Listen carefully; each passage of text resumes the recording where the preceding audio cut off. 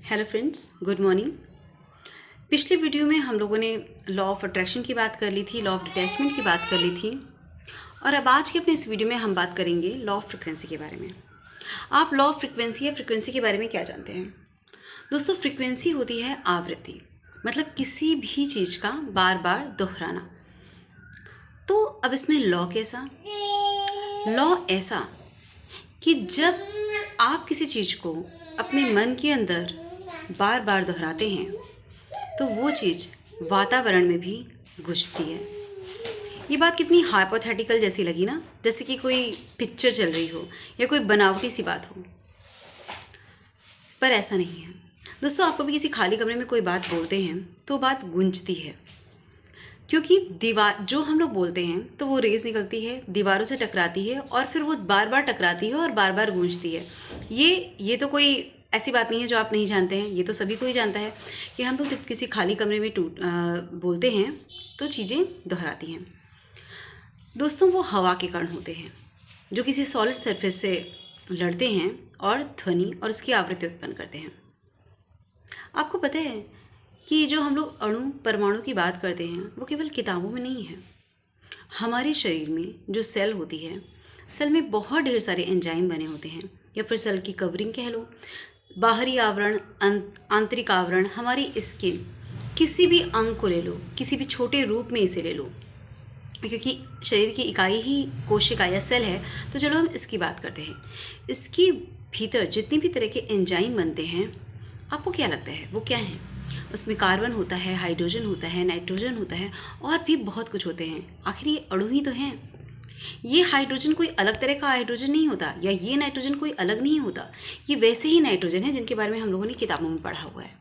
तो बेसिकली इनमें भी इलेक्ट्रॉन, प्रोटॉन होते हैं।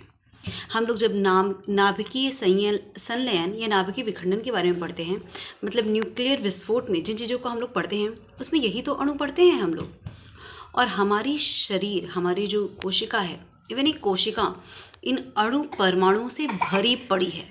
आप सोच सकते हैं, इन सब में इलेक्ट्रॉन भरे पड़े हैं। और आपको क्या लगता है, आपके विचार इन इलेक्ट्रॉनों पे असर नहीं डालते, या न्यूक्लियस के भीतर स्थित प्रोटॉन्स पे असर नहीं डालते? बिल्कुल दोस्तों, आपके विचार आपके सेल में उपस्थित सभी चीज़ों पे असर डालते हैं, सभी अणुओं पे असर डालते हैं, सभी अणुओं पे असर डालते हैं, परमाणुओं पे असर डालते हैं और उनके कंपन पे असर डालते हैं। इसी के बीच में आपको एक बात बता दूं, एक बहुत ही विशेष चीज़ है कि हमारी बॉडी में जितनी भी डिजीज़ उत्पन्न होती हैं उसमें हमारे विचारों का बहुत बड़ा योगदान है। क्योंकि डेफिनेटली सभी के मन में क्वेश्चन आएगा ना कि अगर हमारे विचार इतना जो है क्रिएट कर सकते हैं तो क्या क्रिएट करते हैं? आपकी डिजीज़ क्रिएट करते हैं, आपके शरीर की शांति क्रिएट करते हैं, आपके वातावरण की शांति क्रिएट करते हैं। ये आपके विचार हैं। आपके विचार हैं जो आपको स्वस्थ बनाते हैं और आपके विचार हैं जो आपको अस्वस्थ बनाते हैं। आपकी जैसी सोच होगी वैसे ही कंपन होंगे, वैसे ही आपकी बॉडी के अणु परमाणु रिएक्ट करेंगे, वैसे ही एंजाइम बनेंगे, वैसे ही सेल की, कोशिकाओं की प्रोसेस होगी। उसमें ऐसी भी चीज़ें बन सकती हैं जो जनरली नहीं बनती हैं। आपको अपने शरीर की संभावनाएं नहीं पता, लेकिन वो कुछ भी डेवलप कर सकता है, कुछ भी। आपको एक कहानी सुनाती हूँ। एक व्यक्ति से यह कहा गया कि अब हम तुम्हें एक बहुत ही जहरीले सांप से कटवाएंगे। उसने कोई गलत काम किया होगा, उसकी यह सज़ा उसे बताई गई और प्रयोग के तौर पे उसे सांप से ना कटवाकर उसकी आँख बंद करके केवल उसे सुई चुभाई गई और उस व्यक्ति की तत्काल मौत हो गई। और बाद में पता चला कि उसके शरीर ने वैसा ही जहर बनाया जैसा वो सांप बनाता। तो ये जहर किसने बनाया? उसके खुद के शरीर ने बनाया, ये उसकी सोच ने बनाया, उसके कॉन्फिडेंस ने बनाया। तो दोस्तों, अब चलते हैं लॉ ऑफ फ्रिक्वेंसी पे। देखिए, यहाँ पे ये भी हो सकता था कि मेरा बच्चा मेरी गोद में आता और मैं परेशान हो जाती, लेकिन नहीं। आप सिचुएशन को कैसे हैंडल करते हैं ये क्रिएट करता है, ये आपकी लाइफ को तय करता है। तो चलिए हम लोग बात करते हैं लॉ ऑफ फ्रिक्वेंसी की। दोस्तों, जब आप कोई चीज़ सोचते हैं कोई विचार आपके मन में आता है, आप बार बार उसी विचार को लगातार दोहराते हैं स्ट्रांगली, कॉन्फिडेंस से, अपने बिलीफ सिस्टम के साथ, तो आप केवल उस विचार को दोहराते नहीं हैं, आप वैसे एंजाइम अपने शरीर में बना रहे होते हैं, वैसी प्रोसेसिंग आपके शरीर में चल रही होती है, आपकी शरीर की कोशिकाएं वैसी दृढ़ बन रही होती हैं, क्योंकि हमको पता है कि हमारा शरीर की सेल लगातार डेड होती रहती हैं और नई सेल्स बनती रहती हैं। तो अब हमारे शरीर में वो सेल बनती हैं जो ज़्यादा कॉन्फिडेंट होती हैं, जो ज़्यादा उस स्तर की होती हैं, जो हमारे एम को पूरा करने में हमारी सहायता कर सकते हैं। इवन आपने देखा होगा कई बच्चे बेवकूफ़, या कह सकते हैं उनकी बुद्धि का विकास उतना अच्छा नहीं होता, बचपन में वो थोड़े बेवकूफ़ टाइप के होते हैं, वो चीज़ों को, जिम्मेदारी को उतना समझते नहीं, बल्कि किसी चीज़ को नहीं समझ पाते हैं। लेकिन जब उन पर सिचुएशन आती है और उन्हें वो सिचुएशन फेस करनी ही पड़ती है, तो वो कठिन से कठिन सिचुएशन फेस कर लेते हैं। क्यों? क्योंकि जब उनकी बॉडी इस चीज़ को जान जाती है कि तुम्हें ये सिचुएशन फेस करनी ही है और उनका माइंड इससे बच नहीं सकता, तो उनकी पूरा शरीर अपने आप को इस चीज़ में झोंक देता है, अपना पूरा शरीर उसी चीज़ में झोंक देता है कि वो उस एम को, उस सिचुएशन को, उस परिस्थिति को जो है निभा सके, पार कर सके, जीवित रह सके, और वो आराम से उस परिस्थिति को इंसान पार कर जाता है। कहते नहीं कि समय सबसे अच्छा गुरु होता है, या समय पे चीज़ें आ ही जाती हैं। क्यों आ जाती हैं? क्योंकि जब समय की गाज गिरती है तो हमारा दिमाग वो अपनी जो लिमिट्स होती हैं उनको तोड़कर काम करता है, और जब हमारा दिमाग काम करता है तो हमारा शरीर हमारी बुद्धि का एक तरीके से सर्वेंट है, नौकर है। और हमारी सनातन संस्कृति में तो ये सब चीज़ें एकदम लिखी गई हैं। हम ही हैं जो उस पर शक करते हैं, हम ही हैं जो बिलीव नहीं करते, हमें बार बार वही चीज़ें जगाने बताने की आवश्यकता पड़ती है। लेकिन यह सच है कि हमारा शरीर हमारे दिमाग का एक नौकर है। जब हमारा दिमाग उसे ऑर्डर देगा, हमारा शरीर वो चीज़ बनाएगा। आज आप किसी भी कठिन परिस्थिति में हैं, अगर आप कोई निश्चय, दृढ़ निश्चय करते हैं लेकिन डर के करते हैं, तो वो पूरा होने की संभावनाएं कम हो जाएंगी। और अगर आप कोई दृढ़ निश्चय करते हैं बिना डरे, तो वो निश्चित ही पूरा होगा। सब कुछ डिपेंड करता है आप पे कि आप अपनी बुद्धि को क्या ऑर्डर देते हैं, किस फ्रिक्वेंसी में आप चीज़ें सोच रहे हैं। क्योंकि आप जिस फ्रिक्वेंसी में सोचेंगे, आपके शरीर की सभी सेल उसी फ्रिक्वेंसी की, उसी कॉन्फिडेंस के एंजाइम बनाएंगे, उसी तरीके से वर्क करेंगे। आपका दिमाग भी उसी स्पीड में काम करना शुरू करेगा। और आपको क्या लगता है, जब आप बोलते हैं और वो एक खाली कमरे में आपकी ध्वनि गूंजती है, तो जब आपका शरीर उस आवृत्ति में, उस फ्रिक्वेंसी में वर्क करेगा, तो वातावरण नहीं करेगा। दोस्तों, जब हमें लगता है कि हम जो है मटेरियल से अणु की तरफ जा रहे हैं, है ना, जब हमको लगता है कि हम एक जो किसी पुस्तक से उसके अणु की तरफ जा रहे हैं, किसी बड़ी चीज़ से छोटे की तरफ जा रहे हैं, तो हमको देखने में तो लगता है कि हम बड़े से छोटे की तरफ जा रहे हैं, बट हम एक बहुत हाई एनर्जी लेवल की तरफ जाते हैं।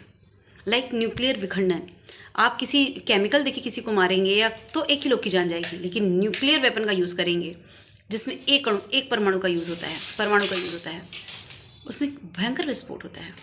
तो वही बात है दोस्तों कि जब आप अपने शरीर के हर एक अणु, हर एक परमाणु को किसी एक चीज़ में लगा देते हैं, तो एनर्जी जो आपके आसपास का है उसका वाइब्रेशन एक नेक्स्ट लेवल होता है।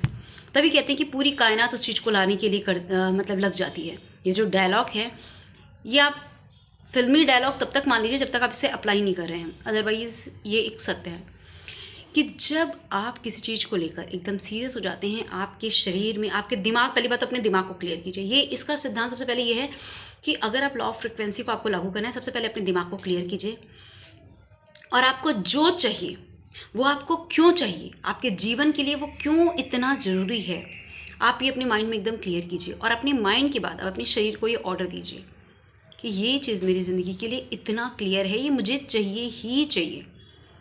और उसके बाद जब आप इस दृढ़ संकल्प से, चाहे आप, अगर आपको लग रहा है आपका दृढ़ संकल्प कमज़ोर है, तो आप उसे लिख कर रख लीजिए, आप उसे बार बार देखिए।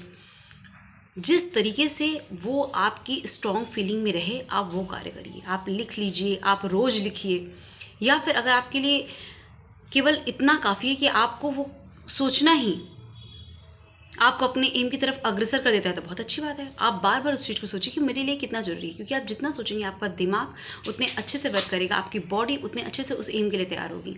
और जब आपकी बॉडी हर पल, हर क्षण उस एम के लिए तैयार होगी ना, उस हाई लेवल में फ्रिक्वेंसी, एनर्जी आप वातावरण को दे रहे हैं ना, कि वो भी आपके साथ लय से लय मिला के, ताल से ताल मिला के चलेगा। किसी के लिए कुछ भी पॉसिबल नहीं होता। वो अच्छे पद पे होने के बावजूद चीज़ों को नहीं बना पाता, नहीं कर पाता। और कोई इंसान कुछ भी नहीं होता, उसकी नॉलेज भी कुछ नहीं होती, उसकी पढ़ाई भी कुछ नहीं होती, और वो लग्जरी लाइफ जी रहा होता है। क्यों? क्योंकि उसने चाहा। मैटर नहीं करता कि आपने कितनी पढ़ाई की है, मैटर नहीं पड़ता आपने क्या किया है क्या नहीं किया है। आप वो चीज़ कर लेंगे जो आप चाहते हैं। आप आज ही के ज़माने में देख लीजिए, बहुत लोग बहुत पढ़ाई करके भी एक नॉर्मल घिसी पिटी लाइफ जी रहे हैं, और बहुत लोग केवल अपने लगन से बहुत पैसे कमा रहे हैं, जस्ट बिकॉज उन्होंने ये चीज़ चाहा है। बिना चाहे तो किसी को कुछ नहीं मिलता, या बिना चाहे अगर कुछ मिल भी जाता है तो वो ऐसे चला भी जाता है।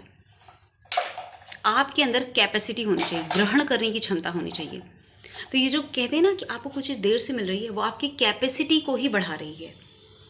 आप अपनी कैपेसिटी बढ़ाइए, आप उतनी फ्रिक्वेंसी डेवलप कीजिए, आप उतनी बार उसको सोचिए कि आपके अंदर वो धैर्य आए, वो क्षमता आए, आपकी कैपेसिटी, उसको धारण करने की क्षमता बढ़ जाए, क्योंकि इन्वायरमेंट आपको आपके अनुरूप देने के लिए पूरा तैयार है। तो ये है law of frequency. Law of frequency ये है दोस्तों कि आप जो चीज़ सोचते हैं, वो आप जो चीज़ बार बार सोचते हैं, जिसकी आवृत्ति बार बार आपके दिमाग में होती है, आपके शरीर के हर अणु परमाणु में होती है, और वो इतनी तीव्र होती है कि वो वातावरण के साथ भी इक्वली तरीके से कंपन करती है, बार बार रेजोनेट करती है। और अगर आपने बस चाहा ना, तो दूर कहीं किसी चीज़ से वो चीज़ संभव होने लगेगी। आपके सामने ऐसे ऑप्शन आने लगेंगे कि ये पॉसिबल है। तो आपको खुद लगेगा कि शायद इन्वायरमेंट मुझे ढूंढ रहा था, शायद ये प्रकृति, इसीलिए हम उसे माता कहते हैं, कि वो मुझे ढूंढ रही थी, मैंने चाहा और वो मेरे सामने से आ गई। इसे हम इस तरह भी कह सकते हैं एक थोड़ी सी साहित्यिक लैंग्वेज में, कि ये प्रकृति सबको सब कुछ देना चाहती है, उसके एलिजिबल उसे इंसान ही नहीं मिलता, और अगर आप अपने आप को उस लायक बनाएंगे तो ये प्रकृति ढूंढते हुए आपके पास आएगी, और आपने जो चाहा है वो आपको देगी। एक तो ये बात हो गई। अब इसमें एक महत्वपूर्ण चीज़ है कि आपकी जो मंशा होनी चाहिए ना, तो उसमें दोबारा ध्यान रखिए कि वो क्लियर होनी चाहिए, और प्लस अच्छे के लिए होनी चाहिए। आप कभी आधी अधूरी मंशा लेके मत जाइए, क्योंकि प्रकृति कई बार आपकी स्ट्रॉन्ग फीलिंग होती है कि वो भी पूरी कर देती है, और उसमें आपका नुकसान ही हो जाता है। इसलिए जो भी आप इच्छा रख रहे हैं ना, उसमें मैं आपको एक कहानी सुनाती हूँ। एक बार एक बच्चा था, मतलब यही चीज़ समझाने के लिए मैं आपको एक कहानी सुना रही हूँ। एक बार एक बच्चा था, तो क्या था ना, उसके मम्मी पापा दोनों जो है जॉब करते थे।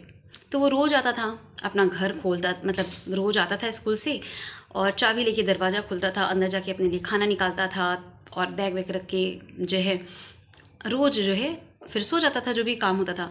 लेकिन ना वो इस चीज़ से जो है थक गया था कि सबकी तो मम्मी घर में रहती हैं, सबके तो पापा घर में रहते हैं, दरवाज़ा खोलते हैं, मतलब दरवाज़ा खुला रहता है, बच्चे आराम से जाते हैं, आराम से लेट जाते हैं, लेकिन मैं जाऊंगा, फिर मुझे चाबी निकालनी पड़ेगी, और फिर मुझे दरवाज़ा खोलना पड़ेगा, मेरा ग्रीटिंग करने के लिए अंदर कोई नहीं होगा। तो उसने क्या हुआ, उस दिन अचानक से उसके दिमाग में ये बात आई कि आज मुझे दरवाज़ा ना खोलना पड़े।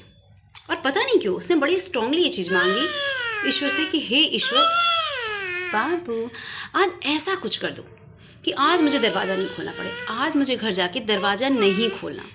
आज काश जैसे सारे बच्चों का दरवाज़ा खुला रहता है, वैसे मेरा भी डोर पहले से खुल जाए। उसने ये ईश्वर से, ये प्रकृति से बहुत स्ट्रांगली मांगा। क्यों? बट मांगा, बस ऐसे ही उसका मन कर गया। बच्चों का तो मन होता ही है।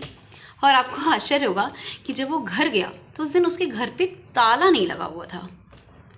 तो वो बड़ा अचंभित हुआ कि अरे वाह, आज लगता है मम्मी या पापा कोई घर में हैं। और उसने बड़ी खुशी के साथ जो है दरवाज़ा खटखटाया कि आज तो मैंने यही सोचा था कि कोई घर पे हो। और जब उसने दरवाज़ा खटखटाया तो उसका दरवाज़ा उसके पिताजी ने खोला, और उनके पिताजी के नाक में वो जो पाइप नहीं होती है, वो पाइप पड़ी हुई थी। मतलब उनके पिताजी को कहीं हॉस्पिटल में भर्ती किया गया था, और हॉस्पिटल से वो घर आए थे, और क्योंकि घर में मम्मी भी नहीं थी, केवल पिताजी थे, आज ऑफिस से डायरेक्ट हॉस्पिटल घर आए थे, तो घर में दरवाज़ा उन्हीं को खोलना था। तो जो भी नाक में पाइप डॉक्टर ने लगाई थी, वही पाइप लगाकर वो दरवाज़ा खोलने आए।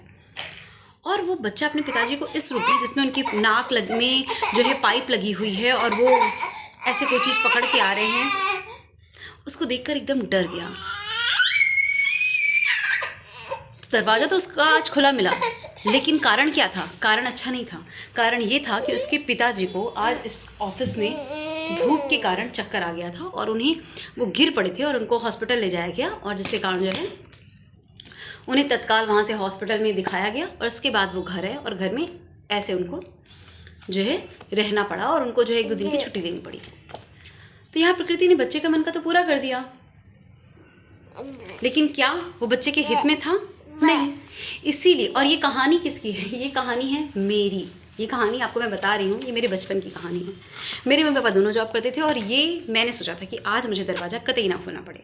मुझे पता नहीं था कि इसके आगे क्या, मैंने बस इतना बना लिया आधा अधूरा, और वो पूरा हो गया, लेकिन वो मेरे फेवरेबल नहीं था।